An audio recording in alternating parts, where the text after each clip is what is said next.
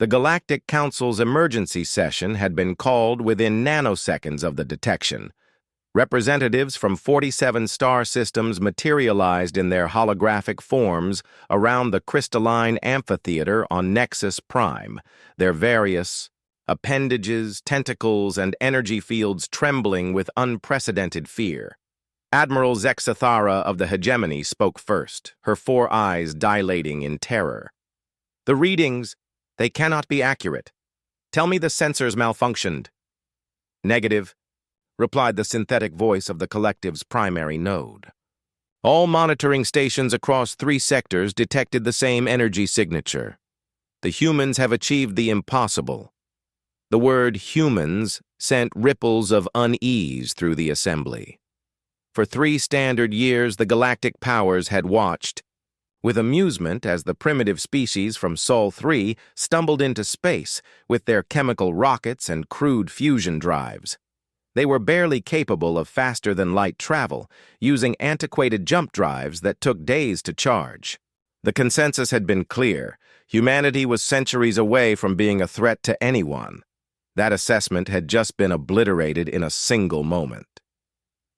Captain Sarah Chen stood on the bridge of the UES Prometheus, Earth's first deep space battlecruiser, completely unaware that her next command would reshape galactic politics forever. The ship hung in the void near Kepler 442, humanity's newest colony, conducting what the crew believed was a routine weapons test.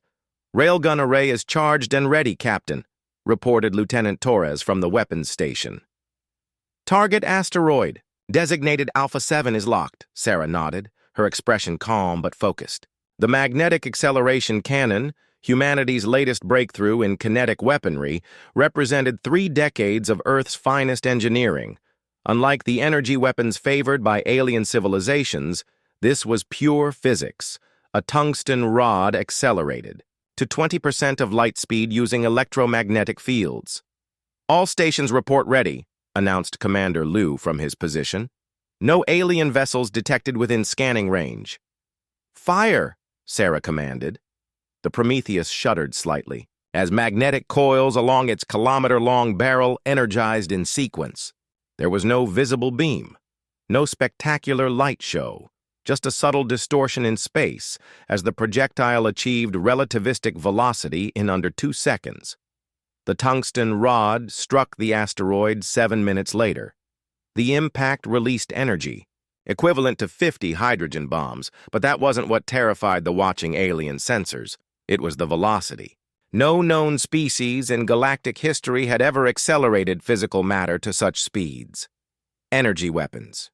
Yes, those could reach light speed. But solid projectiles? The engineering challenges were considered insurmountable. Back on Nexus Prime, the holographic forms of alien leaders exchanged panicked communications in dozens of languages. The implications were staggering. "At that velocity," whispered Ambassador Krill Talk of the consortium, his translator struggling with his species' rapid chittering, "a single projectile could penetrate our strongest battle shields. Our capital ships would be defenseless." The Hegemony's military strategist, General Vorth, materialized additional tactical displays. "Worse than defenseless. At 20% light speed, there would be no time to react, no evasive maneuvers, no countermeasures. Impact would occur before. Our sensors could even detect the launch." Silence fell over the assembly as the full scope of the threat became clear. For millennia, galactic warfare had followed established patterns. Energy shields countered energy weapons.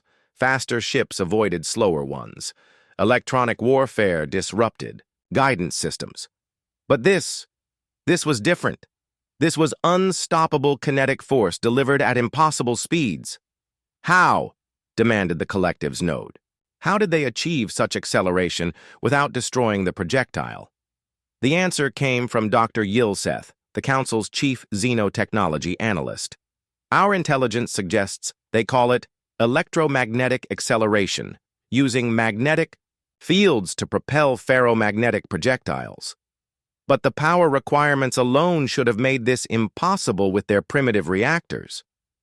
"Unless," interrupted Admiral Zexathara, her voice hollow with realization. Their reactors aren't as primitive as we assumed. Fresh data streams flooded the council chambers. Hidden deep within human territory, automated monitoring stations had been recording energy signatures from Sol system for years. The data told a terrifying story. Humanity's fusion technology was advancing exponentially. Their reactors weren't just crude.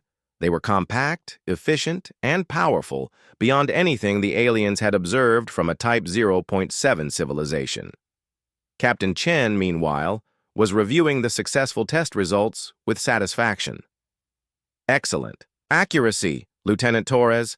The asteroid was completely vaporized. Thank you, Captain. The railgun performed flawlessly. We're ready to install the system fleet-wide. Sarah smiled. Earth's shipyards were already constructing 50 more vessels of the Prometheus class, each equipped with the magnetic acceleration system. Humanity's expansion into the galaxy would proceed as planned, with adequate protection against any hostile aliens they might encounter. She had no idea that at that very moment, 3 major alien empires were drafting emergency non-aggression pacts with Earth. The Galactic Council session concluded with an unprecedented unanimous vote. Humanity would be immediately reclassified from minor species to protected status, the diplomatic equivalent of placing a Do Not Disturb sign on an entire star system. As the holographic forms dissolved and returned to their respective homeworlds, each carried the same unspoken understanding. The balance of power in the galaxy had shifted, not through conquest or diplomacy, but through the simple act of accelerating metal to impossible speeds. In the depths of space, the UES Prometheus set course for home, its crew proud of their successful weapons test. Behind them, the scattered atoms of an asteroid drifted in the solar wind, the only witness to the moment that humanity accidentally became the galaxy's most feared species. The age of human expansion had begun, and the stars themselves seemed to hold their breath.